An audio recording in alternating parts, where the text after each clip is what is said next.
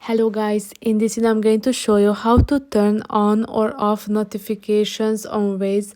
But first I wanted to tell you that don't forget to subscribe, because at 100,000 subscribers I'm going to show you my whole YouTube revenue statistics and growth strategy, how you can make money online. So let's jump into it. First, open the app, then click on the three lines icon at the top left corner, then click on the settings, and you should see the notifications option. If you scroll down, click on it, and now you should see that there are three types of notifications: the push notification, the email notification, and text notification. So if you click on the receive all push notifications, then you can see that all the notifications are turned off.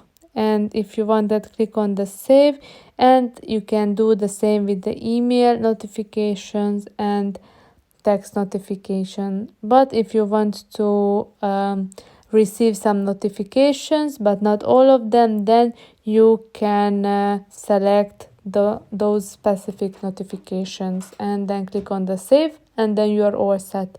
So I hope this video was helpful for you. If it was, please consider subscribing, and see you in the next one. Bye bye.